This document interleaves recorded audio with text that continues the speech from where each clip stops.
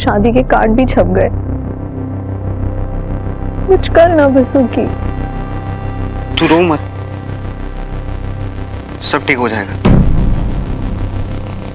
तेरी शादी के कार्ड ही छपे, तेरी शादी हुई नहीं अब तक। मैं देखता हूं।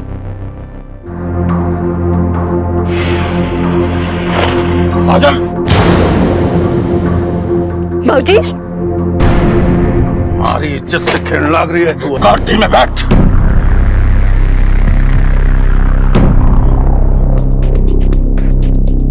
गाड़ी में बैठ। ठाकुर साहब, मेरी बात सुनिए। हमारी इज्जत से खेलने लग रहा तू। साहब मेरी बात सुनिए। अगली बारी अगर हमारी काजल के आसपास भी दिखाई दिया ना तो गोली मार दूंगा। ठाकुर साहब, आप भले ही मुझे गोली मार दो, लेकिन मेरी काजल पर हाथ भी मत उठाना। तेरी काजल के बोल लग रहा तू। सब के बोल लग रहा तू। भाऊजी आप रहने दीजिए, मैं लीजिए देश में मैं संभालूंगा। समझा इसे। अगली बारी अगर कहीं काजल के आसपास भी दिखाई दिया ना ये तो 100 टुकड़े करवा दूंगा मैं इसके। भाऊजी आप काजल को ले जाइए, इसे मैं ऐसी सबक सिखाऊंगा जिंदगी भर याद रखेगा। समझा? चाहिए। चल रहे। मेरी बात सुन। जान प्यारी नहीं है तुझे? मेरी जान तो काजल है, और वो नहीं मिली तो मैंने वैसे ही मर जाना है। इतना प्यार करता है तू उससे? हाँ, सभी जानते हैं, तुम भी तो जानते हो। फिर क्यों अलग करना चाहते हो हमें?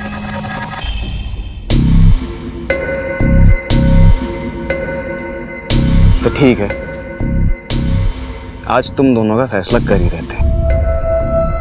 शाम को मंदिर के पीछे आ जाइयो, ठीक 6 बजे। और हाँ, अकेले आइयो। ओए, रुके। अकेले आइयो।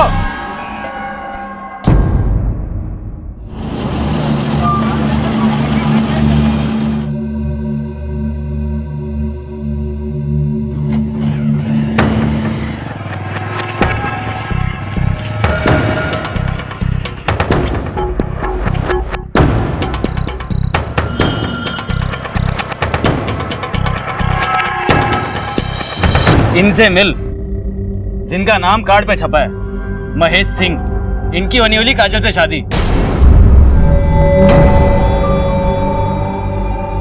अभी सुबह तूने कुछ और, इसको आने क्या मतलब? ठंडा हो जाए यार, तेरा भी इंट्रोडक्शन कराता हूँ। ये बासुकी, काजल का आशिक। कहता है काजल से बहुत प्यार करता है। अबे दो कौड़ी के लाए। काजल के बारे में सोचने की तेरी हिम्मत कैसे हो गई? मैं छोड़, मैं लड़ो मत। तुम दोनों को यहाँ लड़ने के लिए नहीं बुलाया हूं मैंने। एक मकसद है मेरा।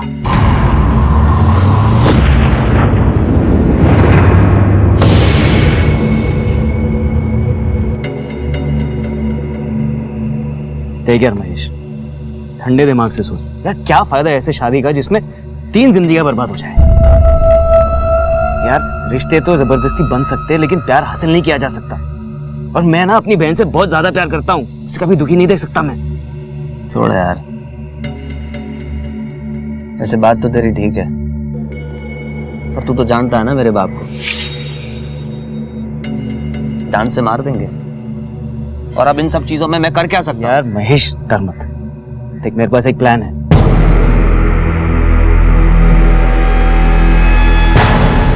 ये एक भाई का अपनी बहन की खुशी के लिए किया गया सीधा फैसला था, या एक खौफनाक जुर्म के खेल की शुरुआत थी जिसमें दांव पर लग गई थी कई जिंदगियां।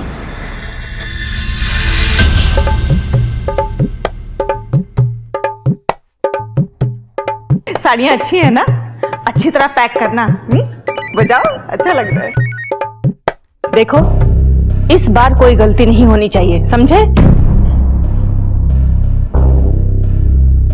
काजल बिटिया ना दिखाई दे रही? आपकी लाडली है, आप जाने।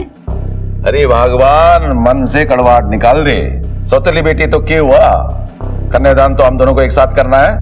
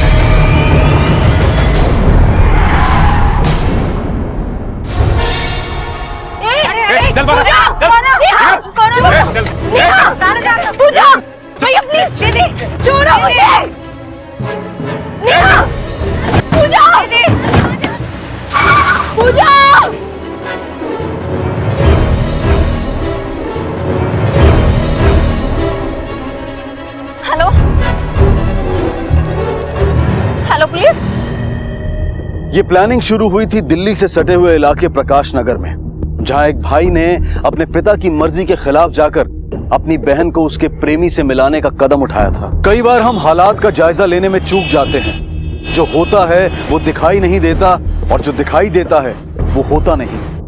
हमारी इज्जत से खेलना रहा है। आज मैं किस्सा खत्म कर डालूंगा, छोड़ूंगा नहीं इसे। हमारी इज्जत से खेलेगा। ठाकुर साहब एक मिनट, कहां जा रहे हैं आप? सुधीर, आज तो हमारे घर के मामले में कानून को बीच में मत ला। ठाकुर साहब, आप भी कानून को अपने हाथ में ना लो। कैसी बात करने लग रहा है सुधीर? वो कल का छोकरा हमारी इज्जत से खेलने लग रहा है और हम उसका कुछ ना करें, हाथ पे हाथ धरे बैठे रहे। मैं ऐसा कुछ भी ना कह रहा ठाकुर साहब। काजल मेरी भी बिटिया जैसी, और हमारे पीआई साहब राजवीर सिंह जी उस लड़के को बासुकी को ढूंढने गए हैं। आप शांति से काम लो जी, सब ठीक हो जाएगा। आप शांति से इनकी बात तो सुन लीजिए। तो चुप कर सुधीर।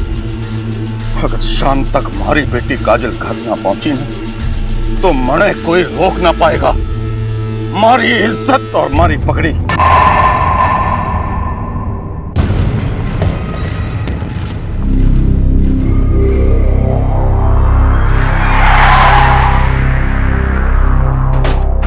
बासुकी आपका लड़का है? जी हाँ, क्या हुआ? कहाँ है वो? वो पासी के मंदिर में सुबह से गया हुआ है। ठीक है। साहब क्या हुआ? मेरे बासुकी ने क्या किया? साहब बताइए ना। किशोर बेटा, थोड़ा जल्दी जल्दी साफ कर लो बेटा। किशोर जी सर। बासुकी नाम का कोई लड़का आया यहाँ? जी। कब से आया मंदिर में? वो सुबह से मंदिर का काम कर रहा है, कुछ दिनों से तो माता की बहुत सेवा कर रहा है। बहुत अच्छा लड़का है। चौधरी,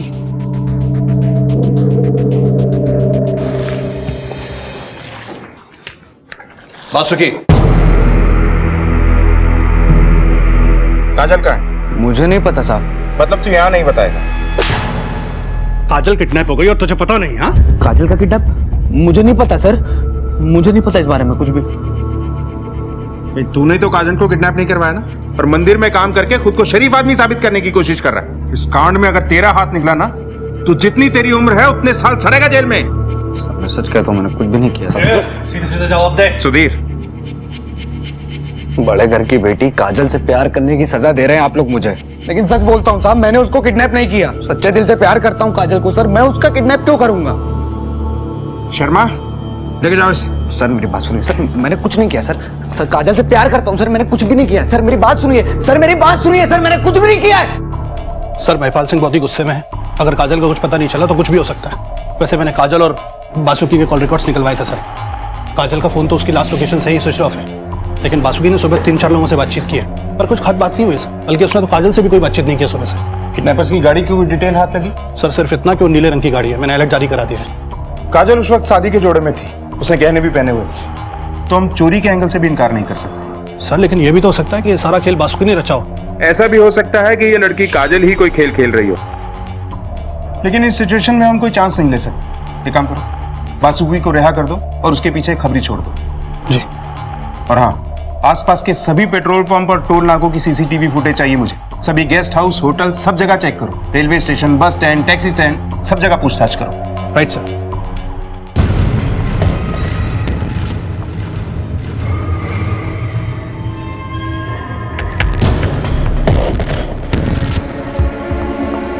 काजल, काजल, काजल, काजल, काजल, काजल, काजल, काजल, काजल।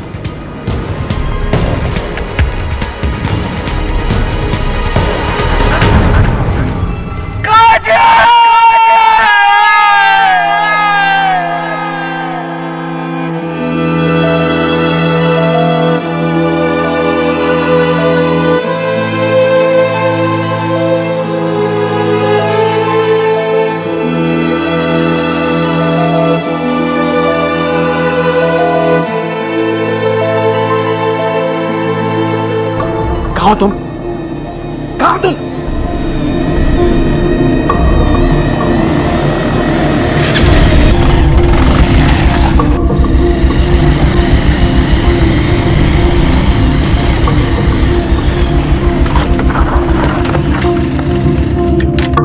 काजल कहाँ है? मुझे भट्टे में नहीं मिली वो। हल्के बोल। प्लान में थोड़ा कॉम्प्लिकेशन हो गया था, इसलिए लोकेशन बदलनी पड़ी। मुझे इससे मतलब नहीं है। वो ठीक तो है, उसे कुछ हुआ तो नहीं? अरे यार भाई हूं मैं उसका। तुझे लगता है मैं उसे कुछ होने दूंगा? चल तो निकल यहाँ से। देख तू और महेश अगर कोई प्लान बना रहे हो ना तो भूल जाना, मैं काजल से बहुत प्यार करता हूँ। उसके लिए मर भी सकता हूँ और किसी को मार भी सकता हूँ। देख मरने मारने की कोई जरूरत नहीं। चला तू निकल यहाँ से।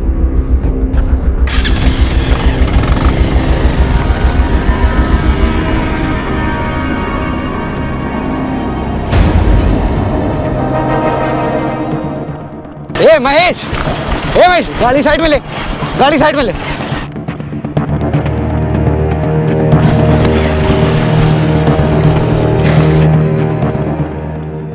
क्या रे? क्या चल क्या रहा है?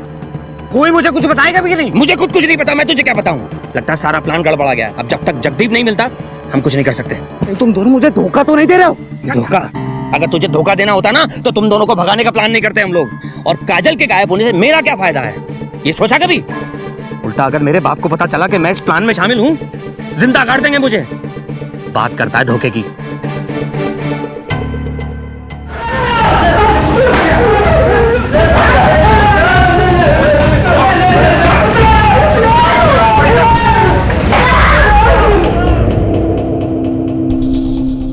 सर कुछ भी हाथ नहीं लग रहा है सर। सर जितने भी चार्जशीटरों को राउंड पे लिया है कुछ खास जानकारी बाहर नहीं आ रही है सर। सर्कमस्टेंसेस तो बासुकी की तरफ इशारा कर रहे हैं। हो ना हो इस सबके पीछे बासुकी का दिमाग है। ये सारा किडनैपिंग का प्लान उसी ने बड़ी सफाई के साथ रचा है सर।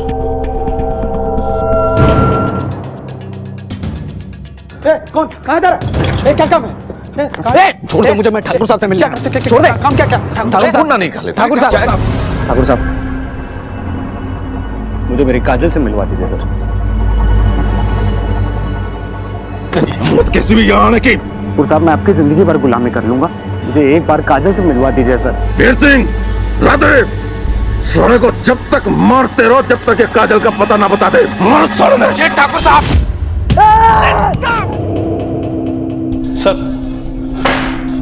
सर अभी भी खबर मिली है कि कीर्ति नगर के पास एक खेत में लाश पड़ी है। क्या? चलो।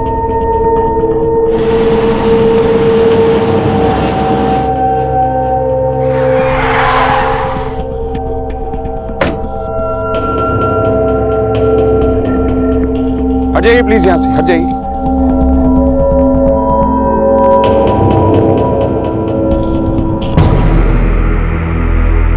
सर ये तो जगदीप की लाश, काजल का भाई।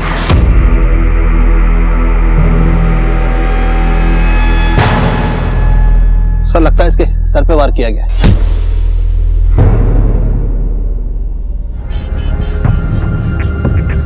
ठीक है, इसकी बॉडी को पोस्टमार्टम के लिए भेजो और इसके घर वालों को इसकी खबर कर दो। और इसके कॉल डिटेल्स जल्द से जल्द चाहिए मुझे। मैं ये जानना चाहता हूं कि ये अकेले में यहां किससे मिलने और क्यों आया था। जगदीप की मौत के बाद किडनैपिंग का दिखने वाला ये केस अब और उलझकर गंभीर रूप ले चुका था। लेकिन ये सब कौन कर रहा था और क्यों? अब तक ना तो काजल की किडनैपिंग की फिरौती का कोई कॉल आया था और ना ही कोई आपसी दुश्मनी का पता लग पाया था। तो फिर क्या मकसद था गुनहगार का काजल की किडनैपिंग और जगदीप की हत्या के पीछे?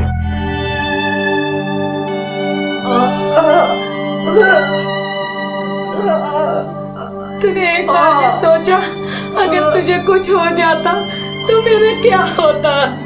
तू परेशान मत हो माँ, काजल को मिल जाने दे।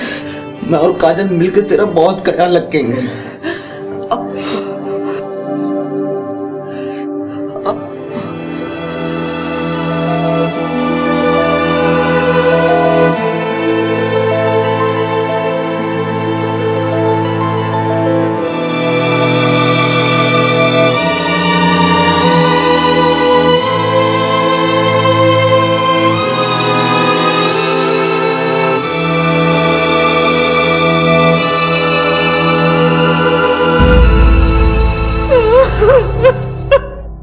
मेरा बेटा,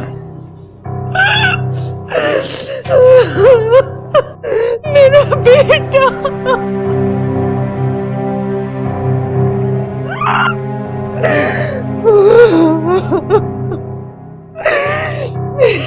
हम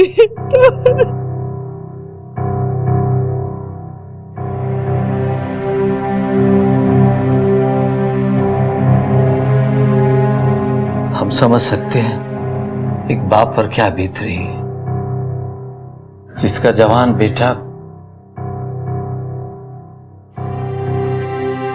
ठाकुर साहब, हम आपके साथ हैं।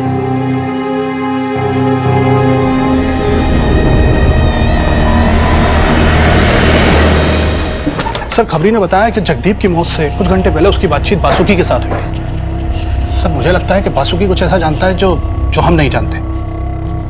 ये बासुकी कहाँ है?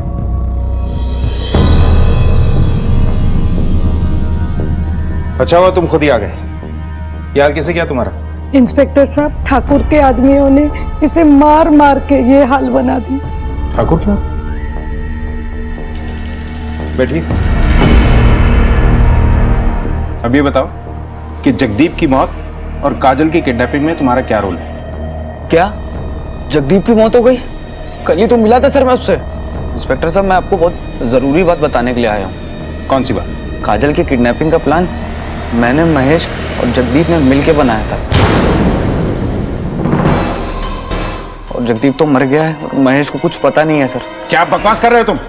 भला क्यों एक भाई अपनी बहन को और एक दूल्हा अपनी होने वाली दुल्हन को किडनैप करेगा? तो आपको क्या लगता है सर कि मैंने काजल को अगवा किया है? जब आपका अपना कोई आपसे बिछड़ेगा ना सर, तब आपको पता चलेगा कि अपनों से बिछड़ने का दर्द क्या होता है। जगदीप और महेश मुझे और काजल को मिलाना चाहते थे सर। मैं झूठ नहीं बोल रहा हूँ आपसे, मेरी बात पे यकीन कीजिए। और जिस जगह उन्होंने काजल से मिलाने का वादा किया तो वहां तो कोई पहुंचा ही नहीं सर। महेश को बुला। Yes sir.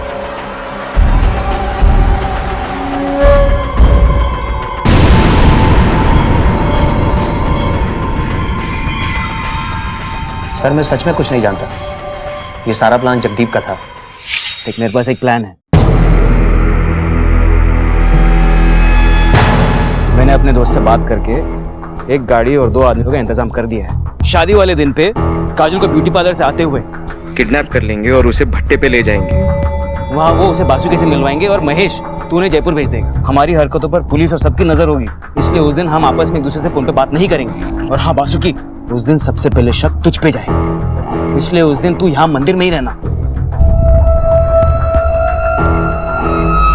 तुम लोगों ने शादी ब्याह को खेल समझ रखा है क्या? ये सब कुछ पहले बता देते तो जगदीप की मौत नहीं होती और काजल को ढूंढ निकालने में मदद मिलती। माफ कर दीजिए सर, गलती हो गई, लेकिन मेरी काजल को ढूंढ निकालिए। न जाने सर मेरी काजल किस हालत में होगी। हो गया तुम्हारा ड्रामा खत्म, कर ले अपना काम।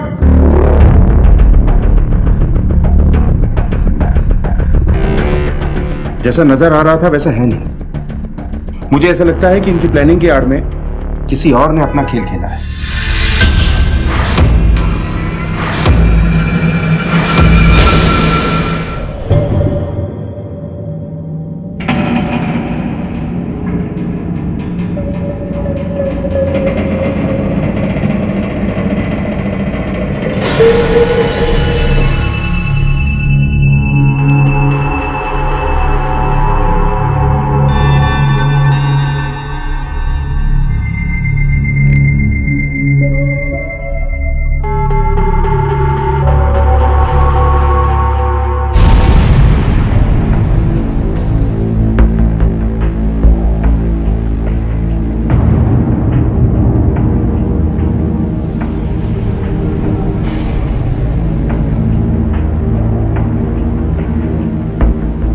ये लो 1.5 लाख रुपया।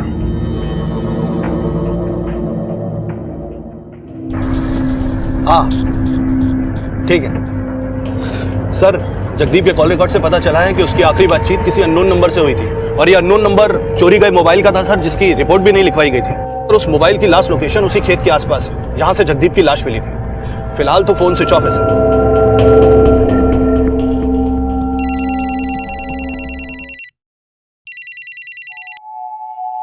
हाँ अभिषेक बोल। हेलो पापा। क्या रे? किसको फोन लगा रहा है? अभिषेक क्या हुआ? फोन लगाता है? आज तेरे को बताता हूँ। रुक साले। The number you have called is currently switched off. The number you have called is currently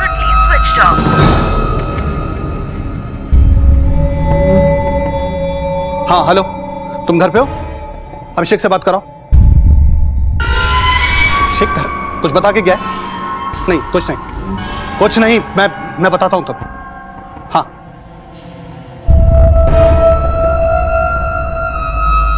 hello, हाँ बेटा, अभिषेक तुम्हारे यहाँ है? नहीं कुछ नहीं, वो आएगा तो बोलना कि मुझे फोन करे। हाँ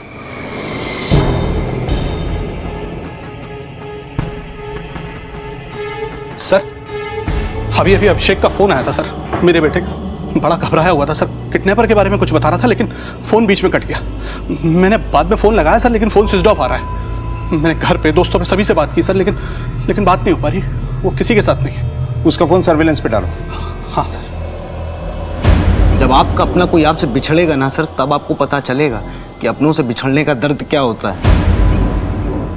सर कहीं ऐसा तो नहीं कि अभिषेक का किडनैप? चलो। महेश और बासुकी द्वारा जगदीप के बनाए प्लान का राज खुल जाने के बाद पुलिस असमंजस में पड़ गई थी। एक तरफ सब कुछ प्लान के मुताबिक हो रहा था और दूसरी तरफ प्लान बनाने वाला खुद अपने ही प्लान का शिकार बन गया था। और अब तो गुनहगार का हौसला इतना बढ़ चुका था कि सब इंस्पेक्टर के बेटे अभिषेक की किडनैपिंग के पीछे उसी का हाथ होने की संभावना ने सबके होश उड़ा दिए थे। अक्सर हमें लगता है कि पुलिस वाले दूसरों के दुख समझ नहीं पाते, पर असल में उनकी ड्यूटी ऐसे कठिन हालात से घिरी होती है जहां उन्हें गुनहगारों को पकड़ने के अलावा और कोई सुध-बुध नहीं होती।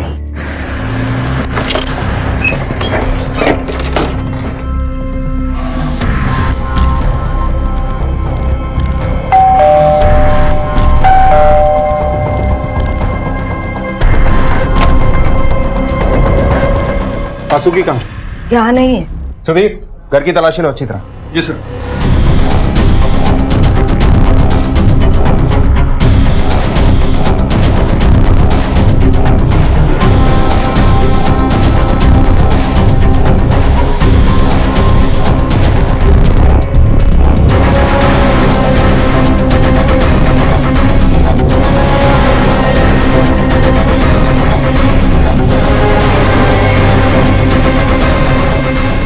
नहीं सर, अंदर तो कोई भी नहीं। बासुकी और अभिषेक के मोबाइल की करंट लोकेशन ट्रेस करो।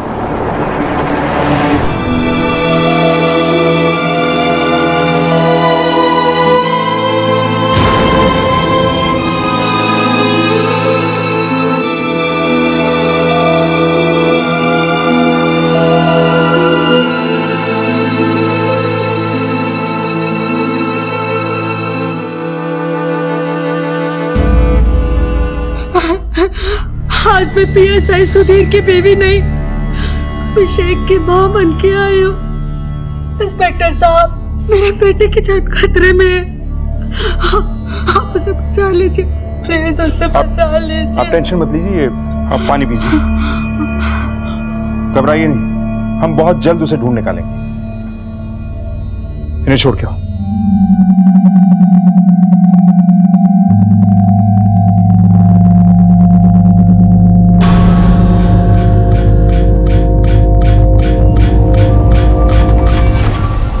हाँ ठीक है, मैं आता हूँ। हाँ। अभिषेक की कोई खबर? नहीं सर, लेकिन हमारी एक टीम उसकी लोकेशन ट्रेस कर रही है सर। कहीं ये महिपाल का खेला हुआ खेल तो नहीं? मुझे नहीं लगता सर। महिपाल सिंह एक दबंग आदमी है सर। वो चाहे तो अपनी बेटी को सरेआम गोली मार सकता है, लेकिन ये किडनैपिंग का खेल नहीं खेलता सर।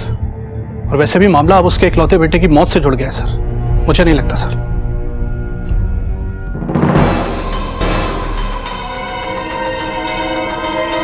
काजल कहाँ है? पैसे नहीं, पहले काजल को बुलाओ। पैसे। हेलो, क्या? हम पहुंचते हैं। क्या हुआ? एक लाश मिली है सर। चलो।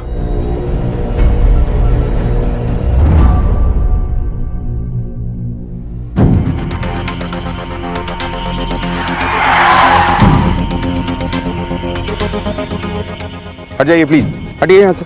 आइए साइड में।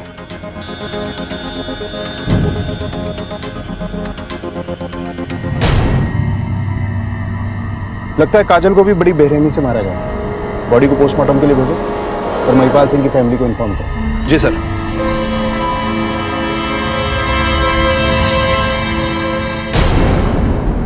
जिस काजल की फर्जी किडनैपिंग से इस केस की शुरुआत हुई थी, अब उसी काजल की लाश बरामद होने के बाद इस इन्वेस्टिगेशन को एक बहुत बड़ा झटका लगा था। जिन हालात में काजल की लाश मिली थी वो बहुत ही गंभीर और खतरनाक जुर्म की गवाही दे रहे थे।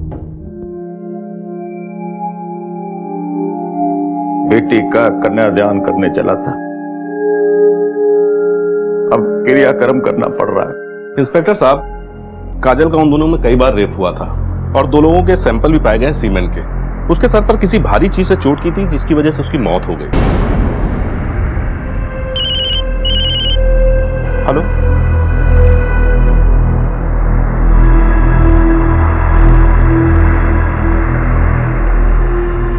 सर, एक और लाश मिली है।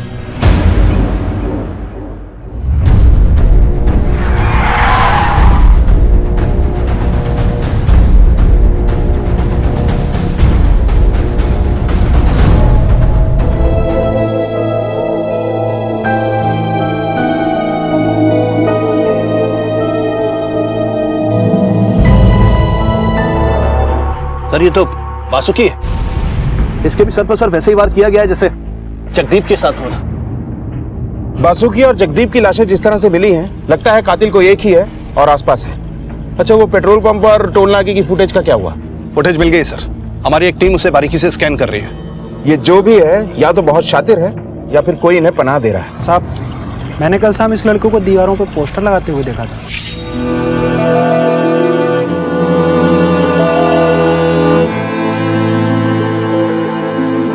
काजल और बासुकी की नई जिंदगी की शुरुआत तब उन दोनों की मौत पर खत्म हो चुकी थी। अपराध एक के बाद एक खुलते जा रहे थे, लेकिन गुनहगार का घिनौना चेहरा अभी तक सामने नहीं आया था। इंस्पेक्टर साहब, क्या दोष था मेरे बासुकी का? इतना ही ना कि उसने प्यार किया, उसने अपनी छोटी आंखों से बड़े सपने देखे। देखिए, हमें बासुकी की मौत का बेहद अफसोस है। मैं आपको विश्वास दिलाता हूँ कि हम उसके कातिलों को बहुत जल्द ढूंढ निकालेंगे और सख्त से सख्त सजा देंगे। सर, अभिषेक की लोकेशन ट्रैक हो गई है। जी, आप अभी घर जाइए। चलो।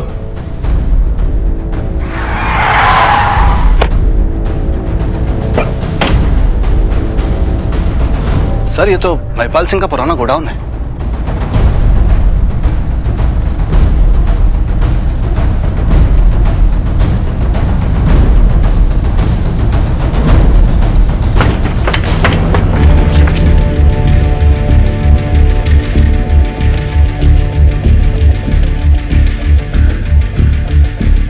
अभिषेक, अभिषेक, अभिषेक, बेटा, करिए।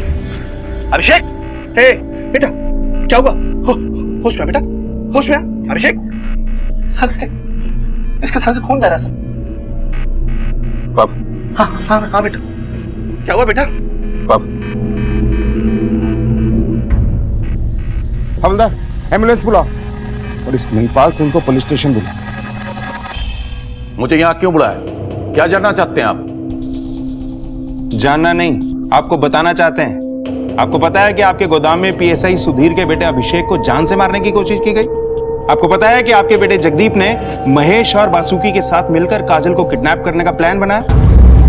काजल अपनी मर्जी से ही किडनैप हुई थी। मैं नहीं जानता कि जगदीप ऐसा कुछ कर सकता है। मैं ये भी नहीं जानता कि अभिषेक हमारे गोदाम में कैसे पहुंचा, पर मैं इतना जरूर जानता हूं कि हमारी बेटी काजल हमारी मर्जी के खिलाफ कुछ भी कर सकती है, पर अपने भाई की जान नहीं ले सकती। अब ऐसे कैसे हुआ, क्यों हुआ, यह पता करने का काम आपका है। राम राम।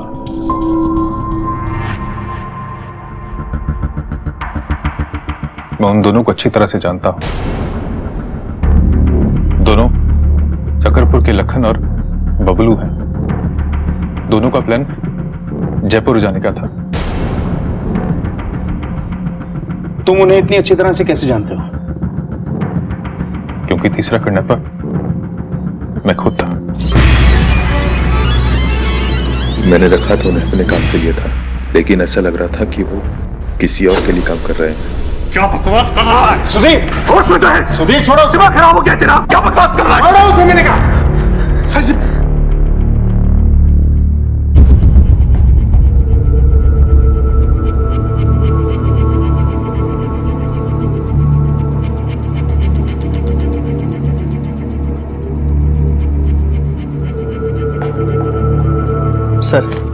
सर अभिषेक के बयान के मुताबिक लाखन और बबलू के नाम पर सकरपुर चौकी में भी लूटपाट का केस दर्ज है सर ये उनकी डिटेल्स आई है।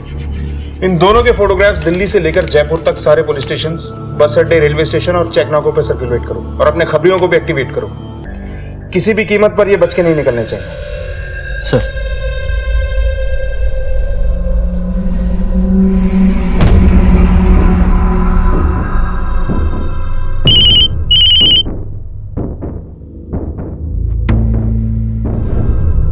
सर, मुड़कागांव पेट्रोल पंप से फोन आया।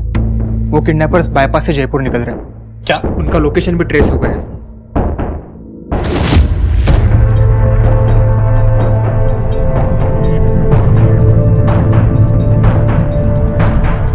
ये पुलिस कहां से आ रही है? क्या कर रहा है? अबे भगा!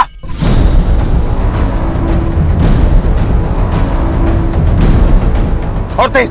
अबे अबे भगा!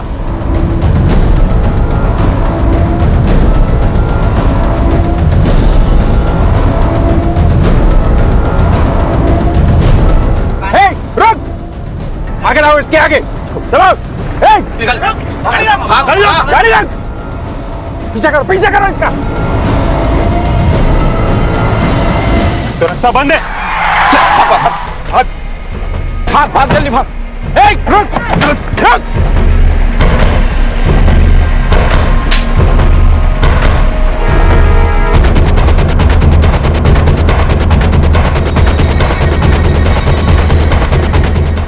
साले इधर।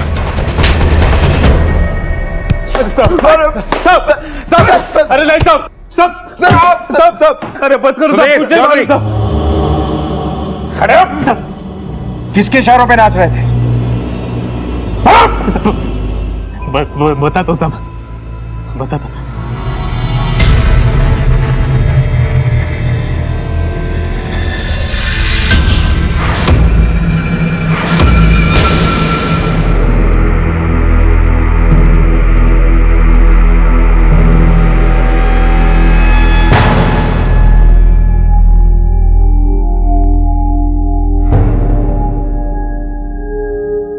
भाऊजी,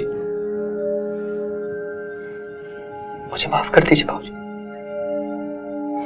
मैंने जो भी कुछ किया वो जगदीप के कहने पर किया भाऊजी। मुझे माफ कर दीजिए। आप लोगों से वादा किया था कि अपनी बेटी को आपके घर की बहू बनाऊंगा, मगर चिंता मत कीजिए ठाकुर साहब, आप ही की बेटी मेरे घर की बहू बनेगी। और आप सरकारी मेहमान। मतलब ले चलो बाप बेटे को। चलो। अरे लेकिन मैंने किया क्या? अरे छोड़िए भाऊजी।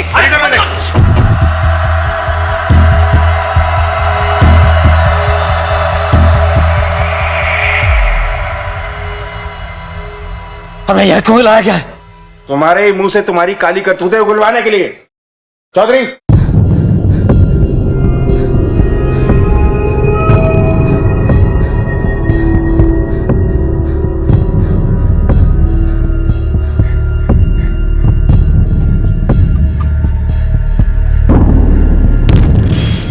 वासुकी और काजल की शादी करवाने के लिए जगदीप और मैंने किडनैपिंग का ड्रामा किया था और उसके लिए मैंने बबलू यादव और लाखन की मदद भी ली थी।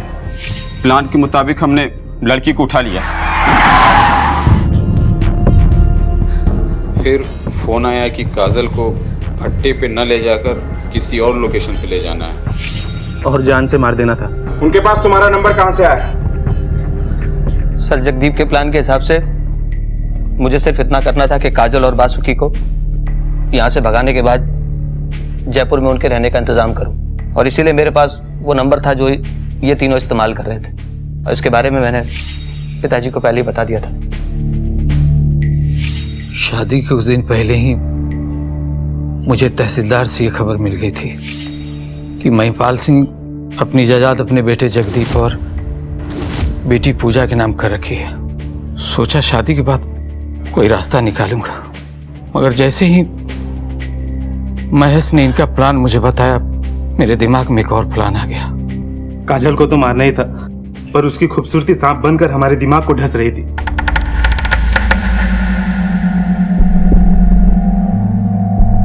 इतने में अभिषेक जगदीप को लेने बाहर चला गया और इसी बीच हमें काजल को मारकर फरार होना था। लेकिन जगदीप मुझसे नाराज था कि मैंने लोकेशन क्यों बदली। मुझे बताए बिना लोकेशन चेंज क्यों की? मुझे काजल से अब मिलना है। मैं सड़क के किनारे से जगदीप को लेकर वापस आ रहा था तो हमने देखा कि बबलू काजल को अपनी हवस का शिकार बना रहा है। जगदीप गुस्से में बबलू पर टूट पड़ा और इतने पे पीछे से लाखन ने जगदीप के सर पर लोहे की रॉड से वार कर दी। हमने अभिषेक को बहुत डराया धमकाया कि हम जैसा कहते हैं वैसा करो। मेरी आंखों के सामने मेरी बहन काजल की इज्जत को तार तार किया जा रहा था, लेकिन मेरे पास कोई चारा नहीं था सिवाय इसके कि मैं इनके साथ मिले रहने का नाटक करूं। मैंने मौका पाकर पापा को कॉल करने की कोशिश की थी। क्या रे? शक तो इस पर हमको पहले ही से था, लेकिन जब फोन पे बात करते हुए देखी तो यकीन हो गया। प्लीज मत मारो। रोक बताता हूं तेरे पास। रोक साले। इसे भी मार डाला पर ये बच गया। पहले मुझे महिपाल सिंह की आधी प्रॉपर्टी का सपना था, लेकिन जगदीप के मरने के बाद मैं उसकी पूरी प्रॉपर्टी हथियाने के सपने बुनने लगा। लेकिन ये बबलू और लाखन काजल को छोड़ने का नाम ही नहीं ले रहे थे। इनकी पैसों की भूख बढ़ती जा रही थी। बासुकी को क्यों मारा? बासुकी तो इश्क में अंधा होकर खुद ही हमारे चुंगल में फंस गया। उसने जगह जगह पोस्टर छपवाई कि काजल का पता लगाने वाले को 1.5 लाख रुपया इनाम दिया जाएगा। बबलू ने बासुकी को फोन पर काजल की आवाज सुनाई और पैसों के साथ बुलाया। हाँ ठीक है, मैं आता हूँ। हाँ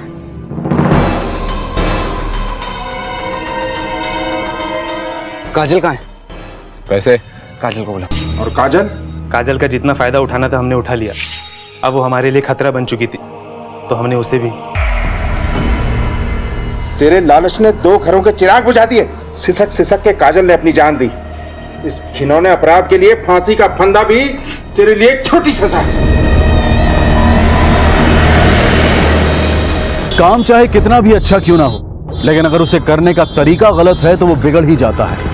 और ऐसा ही हुआ था जगदीप और अभिषेक के साथ। कहाँ तो वो अपनी बहन को उसके प्रेमी के साथ मिलवाकर उसे जिंदगी भर खुश देखना चाहता था, लेकिन उनकी गलत राह पर चलकर सही मंजिल तक पहुंचने की ये कोशिश नाकाम हुई और 3 जानें चली गई। और एक नाकाम प्रेम कहानी, जहां एक तरफ बासुकी की आंखों में काजल के लिए सिर्फ प्यार था, वहीं महिपाल के दिमाग में जात पात, ऊंच नीच और अमीर गरीब का तारा बना हुआ था। काश जगदीप का फैसला महिपाल ने लिया होता तो शायद इतनी जिंदगियां बर्बाद ही नहीं होती। अब मैं अनूप सोनी आपसे विदा लेता हूं। फिर मुलाकात होगी अगले एपिसोड में एक और चौंका देने वाले केस के साथ। तब तक अपना और अपने परिवार का ख्याल रखें और देखते रहें क्राइम पेट्रोल डायल 100। सबक एक को सीख हम सबको। जय हिंद।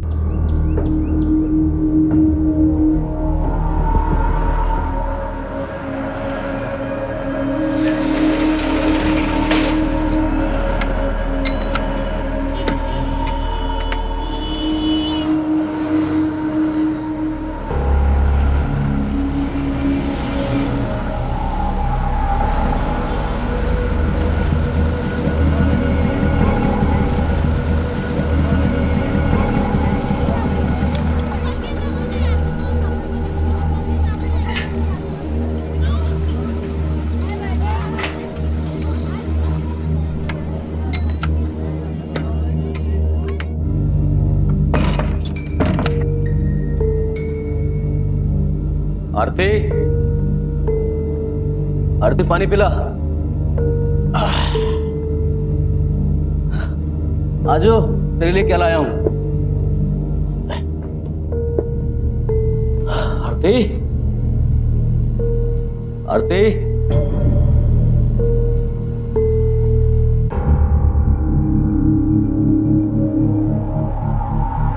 आरती भैया थे। आरती,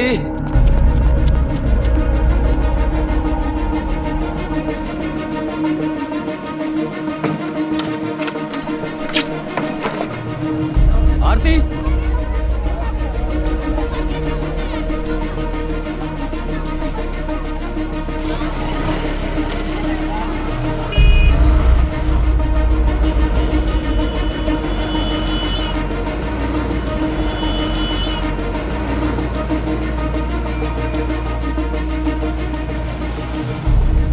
जिग्नेश भाई।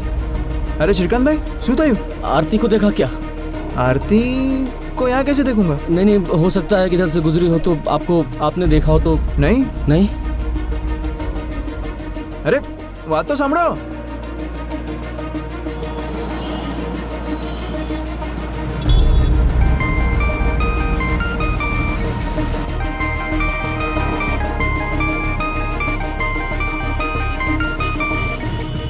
हाँ जतिन भाई बोलो। अरे जतिन भाई 4 कलाक से ढूंढ रहा हूँ उसको। तो थोड़ा और ढूंढ लो ना श्रीकांत भाई। जतिन भाई मेरी कुछ समझ में नहीं आ रहा है, बहुत टेंशन हो रही है।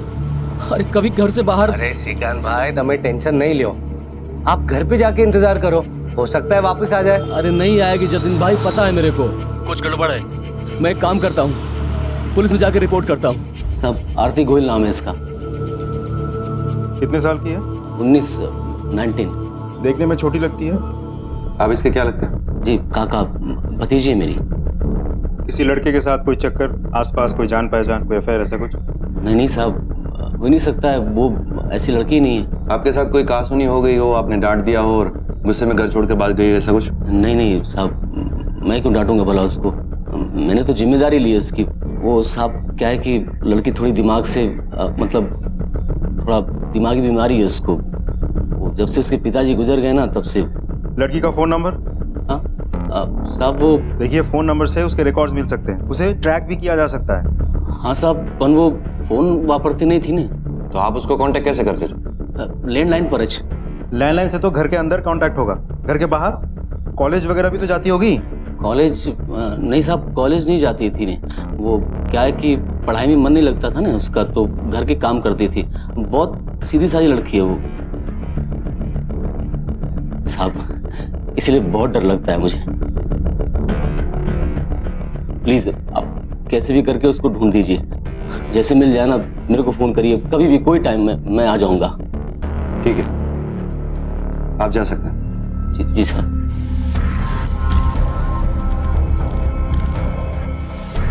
फोटो की कॉपीज करवाओ और सारे हॉस्पिटल्स और मॉर्ग्स में इंक्वायरी करो, सारे पुलिस स्टेशन में फोटो सर्कुलेट करो, तब तक आसपास पूछताछ करते हैं। Yes sir.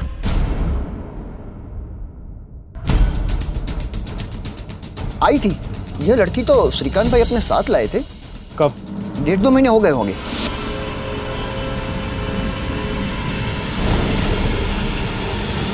उसके बाद वो छोकरी कभी दिखाई नहीं दी। श्रीकांत भाई उसे घर के अंदर रखते थे ताला लगाकर। मुझे सब बड़ा अजीब सा लगा, तो फिर मैंने एक दिन श्रीकांत भाई से पूछा कि ताले का चक्कर क्या है, तो बोले अरे वो भतीजी छे हमारी, लेकिन नॉर्मल नहीं छे, दिमाग की प्रॉब्लम है ना उसको, इसीलिए ताले के अंदर रखना पड़ता है उसको ताकि कोई प्रॉब्लम ना हो जाए। अभी अली पुकट किधर भी चली गई तो टेंशन है ना। भागी गई? मुझे तो पहले ही पता था कि भाग जाएगी। क्यों? मैंने देखा था श्रीकांत को उसके साथ अजीब अजीब हरकत करते हुए। हाँ जयश्री बहन बोलो। आ पार्सल तमारो कुरियर वालों आपी गयो तो आप घर पे थे नहीं और किसी ने दरवाजा भी खोला नहीं, तो मुझे देखे गया हूँ। वो भतीजी से हमारी गांव से आई है। ठीक है, थैंक यू। वो लड़की इतनी डरी हुई थी और रो रही थी, छोटी बच्ची सी तो थी वो बेचारी। ID?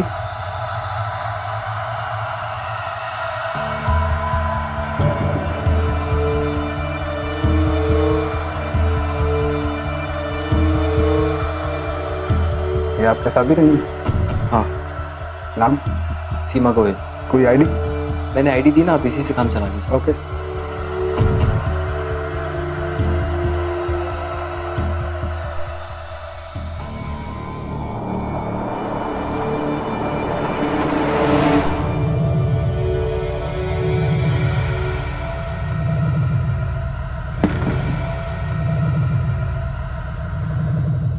Yes sir.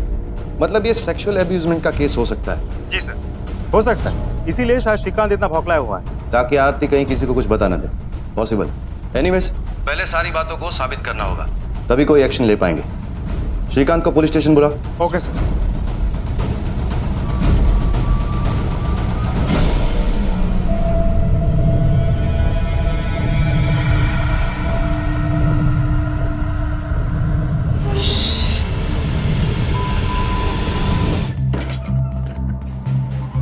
Sir, Shrikant का कुछ पता नहीं चल रहा है। आसपास के लोगों से तो सबसे पूछताछ कर ली। जब से आरती लापता हुई श्रीकांत अपने दुकान तक नहीं पहुंचा। सर, उसके घर के आसपास के लोगों से भी पूछताछ की, लेकिन किसी ने उसे नहीं देखा।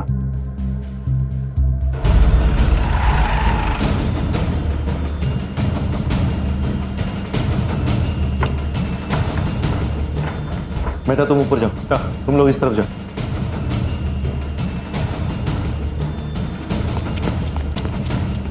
सर, ये देखिए श्रीकांत के बाइक के पेपर्स। मतलब परमानेंट एड्रेस कहीं और का है। शायद श्रीकांत वहीं मिलेगा। चलो। Yes sir.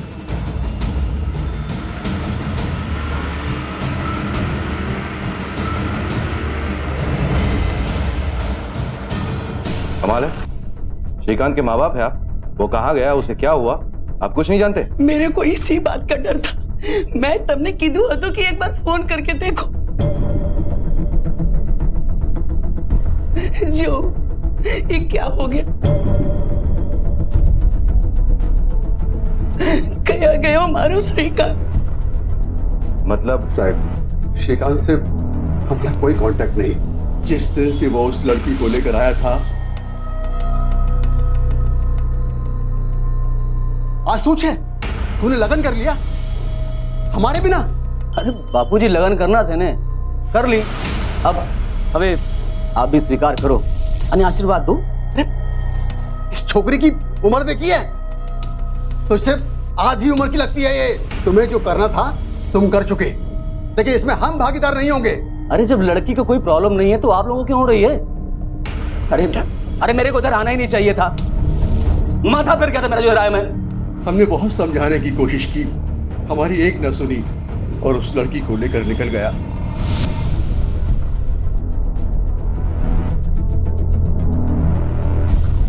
यही वो लड़की है जिससे श्रीकांत ने शादी की थी? हाँ जी। इसी से लगन किया था श्रीकांत ने। तो फिर श्रीकांत ने हमसे झूठ क्यों बोला कि आरती उसकी पत्नी नहीं भतीजी है? आरती गोयल नाम है इसका। कितने साल की है? 19। आप इसके क्या लगते हैं? जी काका, भतीजी है मेरी। शायद लड़की उम्र में छोटी है, इसलिए हमें आरती के घर वालों से भी पूछताछ करनी होगी।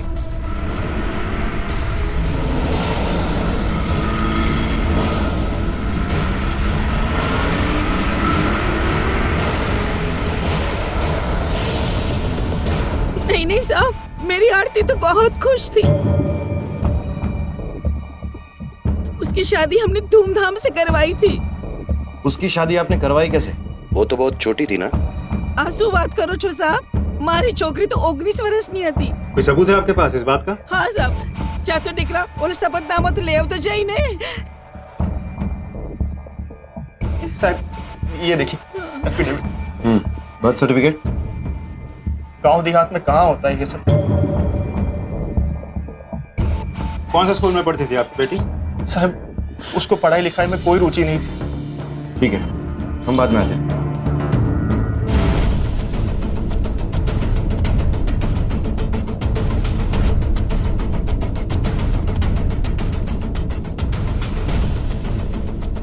इसे जानती हो तुम?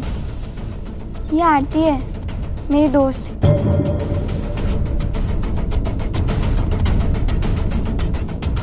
मैं, आरती और मृदुला। पक्का? आरती से कोई बात नहीं हुई थी तुम्हारी? नहीं सर, उसकी शादी के बाद उससे कुछ भी बात नहीं हुई थी। क्या उम्र है बेटा तुम्हारी? 15 साल। इस पहेली में कई सवाल जुड़ते जा रहे थे। क्या आरती की असली उम्र के रहस्य का उसकी गुमशुदगी से या श्रीकांत के लापता होने से कोई संबंध था? क्या श्रीकांत वाकई गुमशुदा था या फिर पुलिस उसके द्वारा आरती पर किए गए जुल्मों के बारे में जान गई है? इस बात की भनक लगते ही वो रफू चक्कर हो गया, या फिर सच्चाई इन सभी संभावनाओं से परे थी?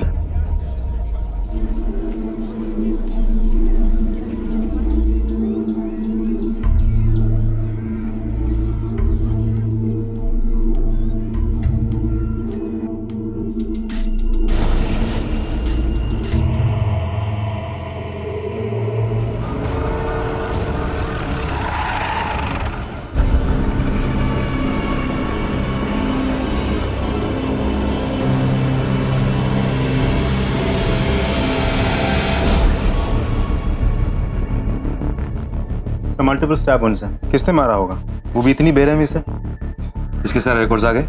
सर बैंक स्टेटमेंट्स तो आ गए हैं, फोन कंपनी से भी बात हो गई है, रिकॉर्ड्स आते ही होंगे। सिर्फ एक लड़की लापता हो जाती है, उसका पति खुद चल के मिसिंग कंप्लेंट दर्ज करवाता है और झूठ कहता है कि वो मेरी पत्नी नहीं भतीजी है। आरती गोयल नाम है इसका, प्लीज आप कैसे भी करके उसको ढूंढ दीजिए। आप इसके क्या लगते हैं? भतीजी है मेरी। और उसके बाद श्रीकांत की मौत हो जाती है, हो ना हो उसकी मौत का कनेक्शन आरती के लापता होने से जरूर है। सर मुझे लगता है ये लड़की 100% इन्वॉल्व है। हाँ, मगर इन्वॉल्व है तो भी ये काम अकेले करना उसके बस की बात नहीं है। मुझे लगता है कोई तीसरा भी इन्वॉल्व है जो श्रीकांत की तरह आरती को अपना शिकार बना रहा है। सर हाँ, तो श्रीकांत के फोन और बैंक रिकॉर्ड्स। ये फोन रिकॉर्ड्स का क्या हाल है? सर ज्यादातर कॉल्स घर और दुकान के लैंडलाइन से ही हैं, सिवाय 2 नंबर्स। ये देखिए सर, ये नंबर और ये दोनों बार बार आ रहे हैं। पता करो किसके। जी सर। सर बैंक रिकॉर्ड्स में कुछ?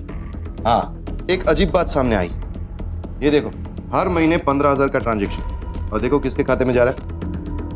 सुरेश पटेल, यानी कि श्रीकांत के पिताजी। हाँ, और उसने हमसे क्या कहा? श्रीकांत से हमारा कोई कांटेक्ट नहीं। झूठ बोल रहा था वो। और एक अजीब बात, ये देखो, अचानक 6 लाख रुपए का कैश विड्रॉल।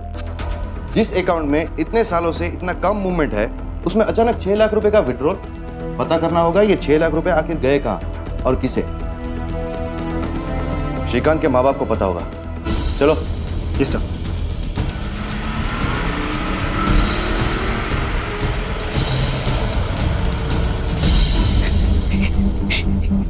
ये कैसे हो गया?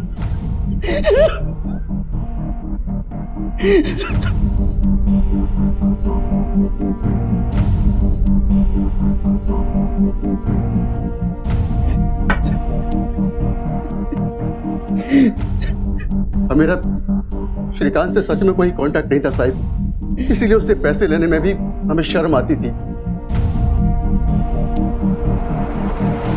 सर उन फोन नंबर्स के डिटेल्स आ गए हैं जिन पर श्रीकांत ने कांटेक्ट किया था। करेक्ट। किसका है? सर कोई जिग्नेश मेहता और जतिन धुमासिया का है। कोई एड्रेस? दोस्त हो तो फिर उसकी वाइफ को भी जानते होगे? हाँ आरती भाभी ने। हाँ जानता हूँ ना। उन दोनों के बीच संबंध कैसे थे वो पता नहीं। हाँ पर लास्ट टाइम जब श्रीकांत भाई दिखे थे तभी वो आरती भाभी को ही ढूंढ रहे थे। आरती को देखा क्या?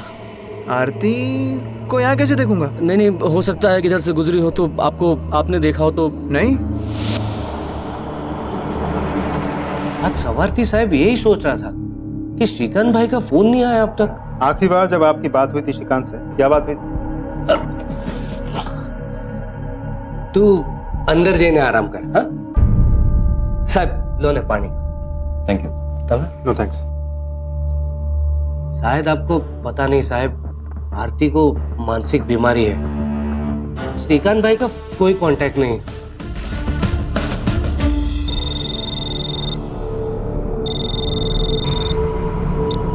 हेलो।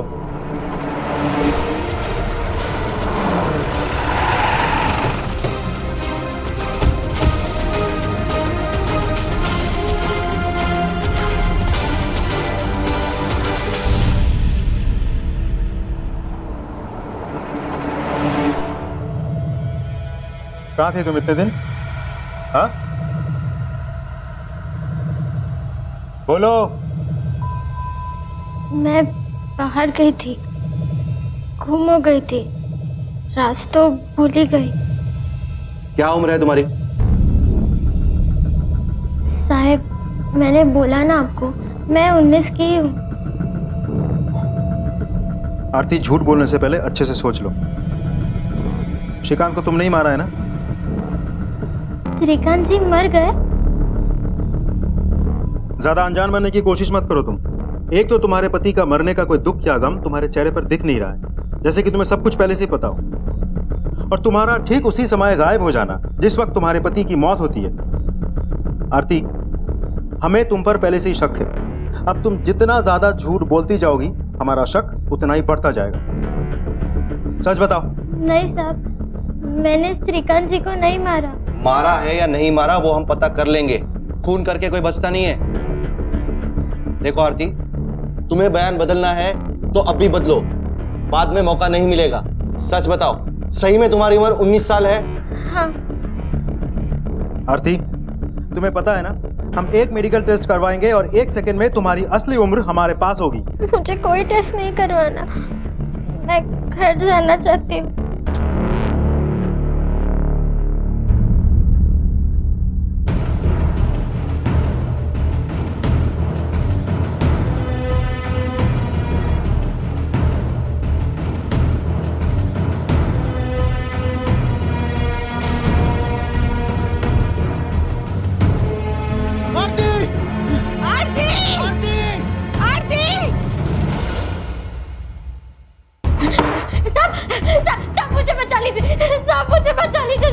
वो लोग मेरे साथ जबरदस्ती करते। साहब मुझे बचा लीजिए। देख आरती, बहुत है क्या यहाँ? चुपचाप चल वरना नहीं आऊंगी मैं, जो करना है कर लो। क्या बोली? नहीं आएगी? हाँ? आंख दिखाएगी हम लोगों को? जबान लड़ेगी? चल चल चल।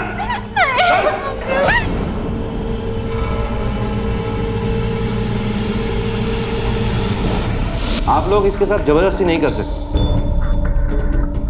क्योंकि कानूनन ये बालिग है। हाँ, अगर नाबालिग होती तो आप इसे अपने साथ घर ले जा सकते थे। बताइए, बालिग है या नाबालिग? इसकी असली उम्र क्या है? 15, 16? सब 19 वर्ष नीचे, 19 साल की। फिर तो आपने इसके साथ कोई भी जबरदस्ती की तो जेल की सलाखों के पीछे होंगे आप, समझे? जाइए साहब, जाइए, हम इसे छुड़वा देंगे।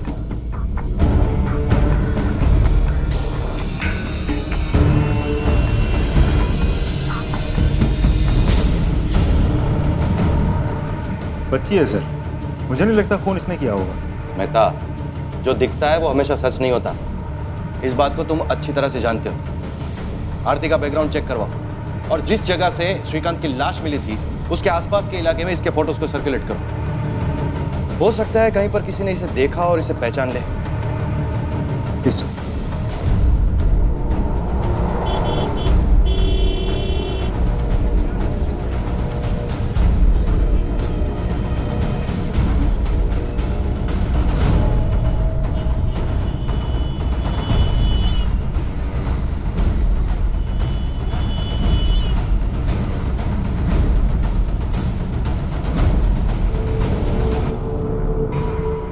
लड़की को देखा है कहीं?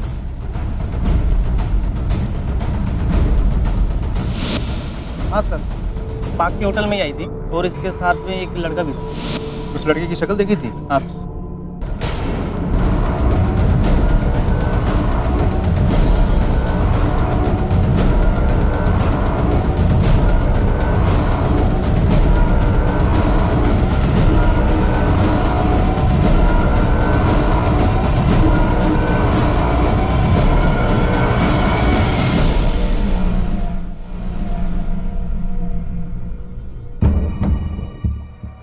मैंने इसे नहीं देखा साहब। आरती, झूठ मत बोलो। सच उगलवाने के बाकी तरीके भी आते हैं हमें। मेरे को नहीं पता, आप मेरे पे आरोप क्यों लगा रहे हो? आपको पूछना ही है तो कपिल भाई से पूछो ना। मैंने देखा था उसे श्रीकांत जी के साथ झगड़ा करते हुए। अरे लड़की है वो, लगन किया तूने उससे? लगन कोई इलेक्ट्रॉनिक मशीन नहीं है कि मन बदल गया तो वापस कर दो।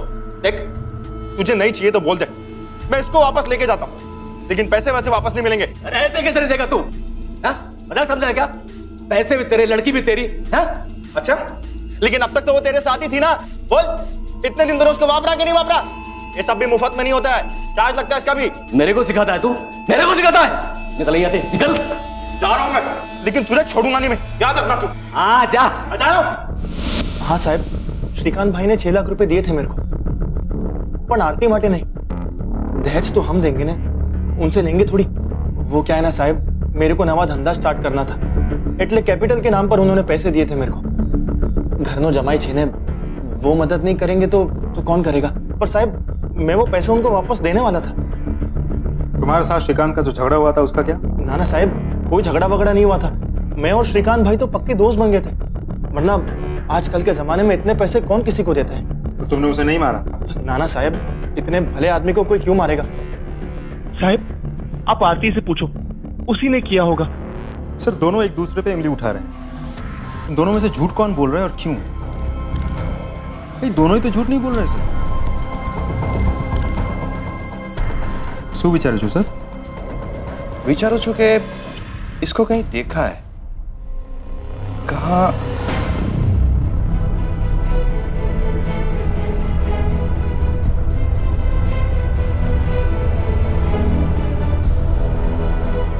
क्यों?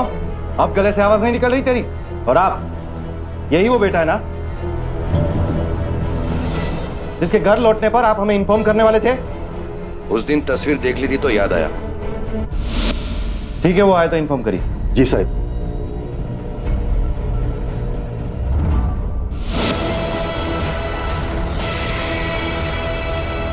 इतनी नफरत करता था तो श्रीकांत से? अपनी भाई के मौत पर जब माँ बाप शोक मना रहे थे तब तू गायब था। वो मुझे कुछ जरूरी काम था। कौन सा जरूरी काम? काम से आरती का कोई लेना देना? देख, सच बता दे वरना तेरे को इतना मारेंगे ना कि बजाय इसके तू अपने माँ बाप की सेवा करे, तेरे माँ बाप जिंदगी भर तेरी सेवा करेंगे, समझा? बोल, क्या कर रहा था आरती के साथ? मदद कर रहा था उसकी भागने में। श्रीकांत उसे बंद करके रखता था। मैंने घर के पीछे के दरवाजे का ताला तोड़कर उसकी भागने में मदद की। तू आरती से प्यार करता था ना, इसीलिए उसके साथ मिलकर श्रीकांत की जान ले ली? सर ये क्या बोल रहे हैं आप? आपको क्या लगता है मैं श्रीकांत हूँ? सर मैं इतना गिरा हुआ, इतना नीच इंसान नहीं हूँ कि एक छोटी सी लड़की के साथ। आपको मारना है ना मुझे, जितना चाहिए उतना मारो, लेकिन प्लीज सर मुझ पे ये घटिया इल्जाम मत लगाओ। आरती सच सच बताओ, तुमने विपुल के साथ मिलकर उसको मारा है ना, श्रीकांत को? क्या चल रहा था तुम दोनों के बीच? हम दोनों के बीच શું બોલું છું તમે? विपुल भाई ने तो मुझे उस राक्षस से बचाया है। वो शरीफ आदमी है साहब, ना वो मेरे बारे में कुछ गलत सोचेंगे ना मैं उनके बारे में। श्रीकांत ने मेरे साथ क्या क्या किया आपको नहीं मालूम साहब। अच्छा हुआ, सारू थी वो मर गया। मेरी जिंदगी बर्बाद कर दी उसने, और आप मेरे पे शक कर रहे, विपुल भाई पे शक कर रहे। संदिग्ध अपने बयानों और स्पष्टीकरण से किसी तरह से पुलिस को गुमराह करने की कोशिश कर रहे थे। अब पुलिस के सामने 3 मुख्य संदिग्ध आए। पहला आरती का भाई कपिल, जो लालच की वजह से पैसे लौटाने को तैयार नहीं था। दूसरा श्रीकांत का भाई विपुल, जिसे श्रीकांत और उसके किए से सख्त नफरत थी। और आखिर में श्रीकांत की पत्नी आरती, जो श्रीकांत की दी हुई यातनाओं का बदला चाहती थी। लेकिन इसके बावजूद पुलिस के पास कोई ठोस सुराग नहीं था। इस गतिरोध के सामने तहकीकात घुटने टेकने ही वाली थी कि अचानक एक वारदात हुई। मैं, आरती और मृदुला। सर, मृदुला के पोस्टमार्टम रिपोर्ट। सर ये मृदुला तो 15 साल की थी, नाबालिग। बैकग्राउंड चेक, इसके घर वालों से बात की? यस सर, उसके घर वालों ने बताया कि वो शादीशुदा है। उसके पति का नाम जिग्नेश है और एड्रेस उसी दुकान का है जो श्रीकांत के दोस्त जिग्नेश का है। Yes sir. बोल वरना खाल उधर दूंगा तेरी। कुछ भी खरीदने बेचने की लायक नहीं रह जाएगा, तू समझा ना? बोल। साहब मैंने मृदुला को नहीं मारा है। हाँ मैं मानता हूँ कि मैंने उसके फैमिली को पैसे देके उससे शादी की, लेकिन मारा नहीं। मुंह सुकम अपना ही नुकसान करा उन्हें। पैसे तो वसूल होने चाहिए।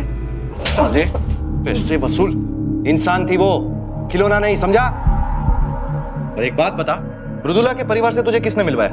वो हमारे दोस्त है ना, उन्होंने भी उसी गांव की छोरी से लगन किया था। क्या नाम है उसका? जतिन भाई भोजन बहुत स्वादिष्ट लागे छे। अरे खास તમારા માટે બનાવ્યું છે, મજા કરો ને। ખાઓ ખાઓ।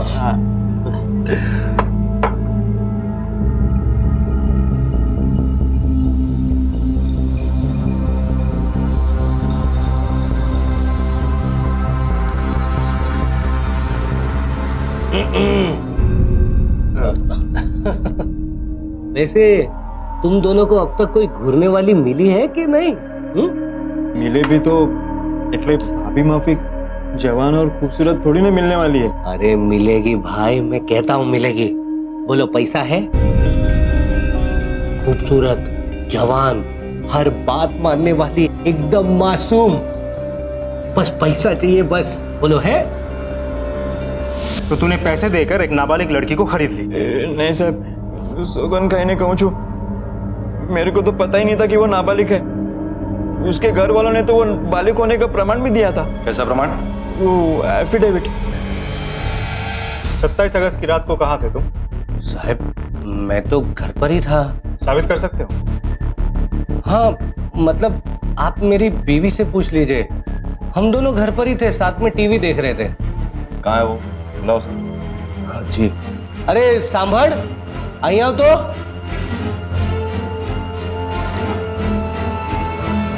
27 अगस्त रात को क्या ये आपके? मेरे साथ ही थे, हम लोग टीवी देख रहे थे। श्रीकांत और जिग्नेश ने तुम्हारे जरिए पैसे देकर शादी की? ना ना साहब, शू बात करो छो, दोनों 30-35 साल के कुंवारे हैं। उनको बस शादी करनी थी तो मैंने मदद कर दी, बाकी पैसों के बारे में मुझे नहीं पता साहब। शादी नाबालिग लड़कियों से? ना ना साहब, नाबालिग लड़कियों से कैसे शादी करेंगे, वो तो अपराध है ना। दोनों ने बालिग लड़कियों से ही शादी किया होगा। और तुमने? तुम्हारी बीवी भी दिखने में तो नाबालिग ही लगती है। साहब लगती है पर है नहीं, 20 वर्ष नीचे। मारी पास प्रमाण पत्र है, लगन के पहले पूरी खातरी कर ली थी मैंने। दिखाओ जरा। अब जी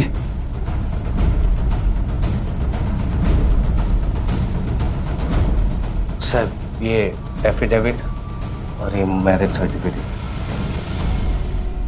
ये पंडित कौन है?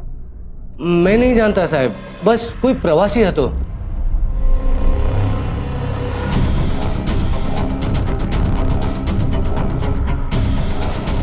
साहब ये एफिडेविट और ये मैरिज सर्टिफिकेट। साहब ये देखिए एफिडेविट। मिल गया रास्ता। ये देखो, तीनों एफिडेविट में एक ही लॉयर के सिग्नेचर और हर एक मैरिज सर्टिफिकेट में एक ही विटनेस की साइन, पंडित। अब ये इत्तेफाक तो हो नहीं सकता कि हर एक मैरिज में एक ही राह चलता आदमी विटनेस बन गया। सर इतने सारे लोगों के साथ वही घटना है, घटनाओं के साथ जुड़े एक ही लोग, तो ये तो बहुत बड़ा है। रैकेट है। सही कहा तुमने। मैं आज सुबह ही आरती और मृदुला के परिवार के बैकग्राउंड को चेक कर रहा हूं। दोनों एक ही गांव से, दोनों के गांव में सालों से सूखा पड़ा हुआ, दोनों के परिवारों में पिता ने सुसाइड किया हुआ, फार्मर सुसाइड केस, मतलब आमदनी बंद, दोनों के परिवार पर कर्जा। अब ये कोई रैंडम घटना तो है नहीं, इन परिवारों को चालाकी से चुना जा रहा है। ये जो कुछ भी है उसके बारे में सिर्फ हमें एक ही इंसान बता सकता है, जो इतने समय से चुप है। आरती, हम सब जान चुके हैं ये बहुत बड़ा रैकेट है ना, जो तुम्हारे और तुम्हारे गांव के आसपास वाले गांव में चल रहा है। नाबालिग लड़कियों के परिवारों को पैसे देकर उन लड़कियों से शादी करना, झूठे दस्तावेजों द्वारा उन लड़कियों के नाबालिग होने का सच को छुपाना, हमें सब पता है आरती। बस एक सच जानना बाकी है कि श्रीकांत को मारा किसने। देखो आरती, अब चुप रहने से तुम बच नहीं पाओगे। हम जानते हैं कि तुम्हारे साथ जो कुछ भी हुआ गलत हुआ है, लेकिन इसका मतलब यह नहीं है कि तुम श्रीकांत का मर्डर करके बच जाओगी। तुम्हारे साथ साथ विपुल को भी अंदर करेंगे, दोनों सड़ोगे जेल में बनने। हम जानते हैं कि तुम किसी से डर रही हो। किसका डर है तुम्हें? नाम बताओ उसका। मैं नहीं जानती, मैं बहुत डर गई थी क्योंकि जिस दिन मैं घर पहुंची थी उस दिन मुझे उसका फोन आया था।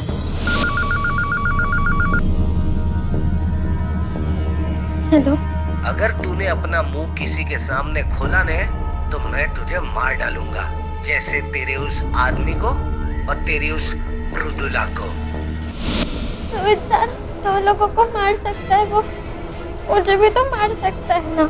आरती, तुम डरो मत, तुम्हें कोई नुकसान नहीं पहुंचाएगा, इसकी गारंटी हम तुम्हें देते हैं। लेकिन इसके लिए तुम जो कुछ भी छुपा रही हो वो सब हमें बताना होगा।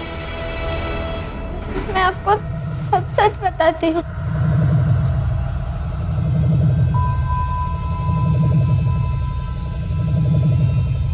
मेरी उम्र 15 साल है।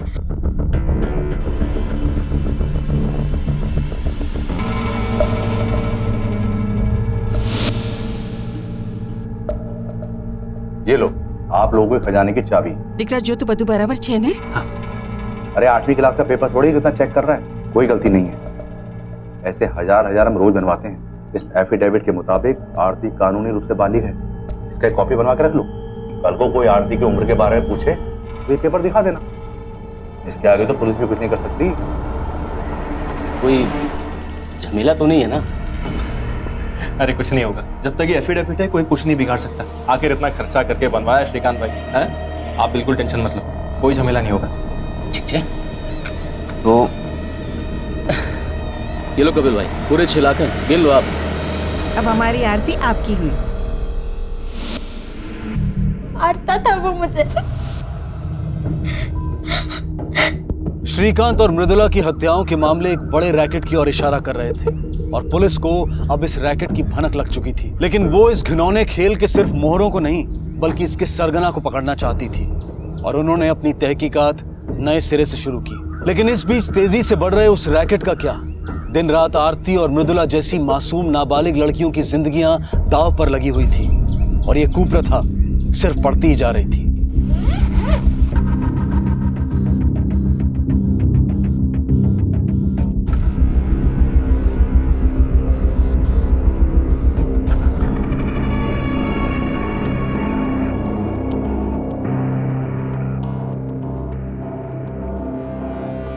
ओम मंगलम भगवान विष्णु, मंगलम गरुड़ाध्वज, मंगलम कुंडलिकक्षाय, मंगलाय तनोहरि स्वाहा।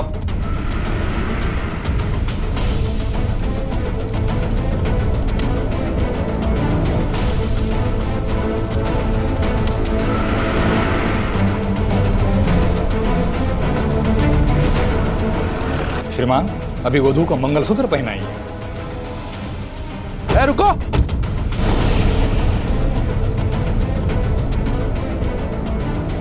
तेरे को विटनेस बनने का बहुत शौक है हाँ? और तुम लोग, लालच है तुम लोगों पर। अपने घर की लक्ष्मी को बेचने निकले हो तुम लोग। तुम्हें क्या लगा इन जाली कागजातों की आड़ में तुम लोग कुछ भी करोगे और बच जाओगे? तुम लोग जब इस कांड को अंजाम दे रहे थे तब पुलिस गेम ओवर की तैयारी कर रही थी। मुझे इस गांव के 14 से 18 साल के बीच की लड़कियों का डेटा चाहिए। उनके लिए अलग टॉयलेट्स बनवाने का प्रपोजल है, तो संख्या तय करनी है। डेटाबेस मिल सकता है? जी हाँ, मिलेगा। Thank you. अब तुम लोग ऐसी जगह पर जाओगे जहां पर सिर्फ एक ही सौदा होता है, पुलिस के डंडे का सौदा। चलो चल। सूखे के कारण सभी किसान त्रस्त हैं। इस कारण से जब भी कोई किसान आत्महत्या करता था तो उसका क्रियाकर्म मैं ही करता था और इसी प्रकार उसके परिवार के बारे में मुझे पता चलता था। अगर सौदे की गुंजाइश होती पंडित मुझे बता देता, फिर हम खरीदार ढूंढने निकलते। खरीदार? हाँ? खरीदार? खरीदार ढूंढ। मैं था, एक मिनट। श्रीकांत के मुद्दे पर आ। सर, वो आप लोगों के पास आने वाला था। हम सब ने उसे रोकने की बहुत कोशिश की लेकिन उसे किसी की नहीं सुनी। लेकिन मैंने श्रीकांत को नहीं मारा। मुझे ये भरोसा था कि ये मामला हम तक कभी नहीं पहुंचेगा। अरे डॉक्यूमेंट एकदम खरे थे, पैसे का लेन देन भी कैश हुआ था और एक दिन अचानक हमें पता लगा कि श्रीकांत की मौत हो गई। तो हमारे लिए तो अच्छा ही था ना। तुझे कैसे पता चला श्रीकांत पुलिस के पास जाने वाला था? क्या तुम्हारी बीबी मृदुला इस सारे रैकेट का पर्दाफाश करने वाली थी? हाँ। तुमने इसके बारे में किसी को कुछ बोला था? हाँ। किसे? आखिर पुलिस ने इस रैकेट से जुड़े लोगों को रंगे हाथों पकड़ा, लेकिन अब भी 2 गुत्थियां सुलझनी बाकी थी, श्रीकांत और मृदुला की हत्याएं। और यही इस तहकीकात की आखिरी मंजिल थी। पंडित, वकील और जिग्नेश इस मंजिल तक पहुंचाने वाले आखिरी पायदान थे और इन तीनों की जुबान पर एक ही नाम था। लेके चलो इस थाने। साहब, मैं साचू कहूँ छू साहब, मैंने कुछ नहीं किया साहब। ये सारे लोग ना झूठ बोल रहे हैं सर, मैंने कुछ भी नहीं किया। ये तेरे ही फोन रिकॉर्ड्स है ना? तूने ही वकील को फोन किया था। अरे अजय भाई, आपके समझ में नहीं आ रहा है क्या? श्रीकांत पुलिस के पास जा रहा है, हमें उसे रोकना पड़ेगा। हमारे एफिडेविट एकदम पक्के हैं, हमारा लेन देन भी कैश में हुआ है, तो पुलिस से क्यों डरते हो? देखो अजय भाई, मैं आपको बोल रहा हूँ, श्रीकांत का आप कुछ करो वरना मैं कुछ करता हूँ। फिर हमने जिग्नेश से पूछा, मृदुला ने पुलिस को सारी सच्चाई बताने की ठान ली थी और ये बात जिग्नेश को पहले से ही पता थी और मृदुला के मौत से पहले जिग्नेश ने ये बात सिर्फ एक इंसान को बताई थी।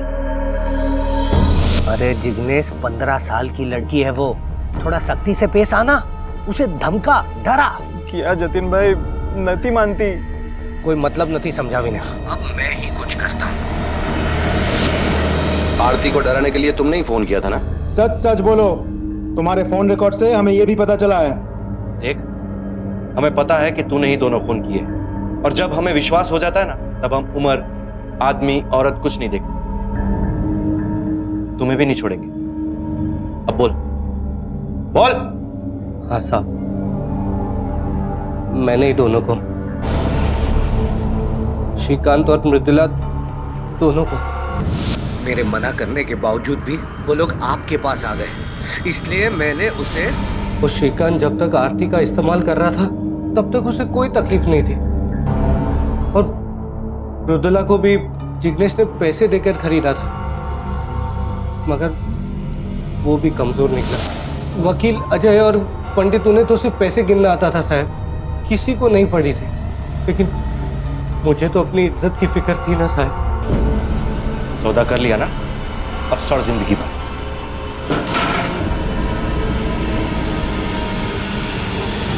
श्रीकांत और मृदुला का हत्यारा जतिन आखिरकार पकड़ा गया। पैसों के बदले शादी की आड़ में नाबालिग लड़कियों को बेचने के इस रैकेट के खत्म होते ही पूजा, आरती और उन जैसी अनगिनत बदनसीब लड़कियां अब आजाद थीं। लेकिन जीवन के इस खौफनाक दौर ने उनके मन में कई गहरे घाव छोड़े थे और उन्हें भरने में काफी देर लगने वाली थी। इस केस द्वारा हमारे समाज का एक बेहद घिनौना चेहरा सामने आया, जहां किसान आत्महत्या जैसी दुखद घटना का भी लोगों ने अपने स्वार्थ के लिए फायदा उठाया। ऐसे विभत्स और चौंका देने वाले कुकर्म अक्सर सभ्यता की आड़ में हमारे आसपास ही हो रहे होते हैं। जरूरी है कि हम उन्हें पहचाने, बेनकाब करें और शिकस्त दें। अब मैं अनूप सोनी आपसे विदा लेता हूं, फिर मुलाकात होगी अगले एपिसोड में एक और चौंका देने वाले केस के साथ। तब तक अपना और अपने परिवार का ख्याल रखें और देखते रहें क्राइम पेट्रोल डायल 100। सबक एक को, सीख हम सबको। जय हिंद। इस तरह के और भी एपिसोड देखने के लिए हमारे चैनल को सब्सक्राइब करें और बेल आइकन दबाना ना भूलें।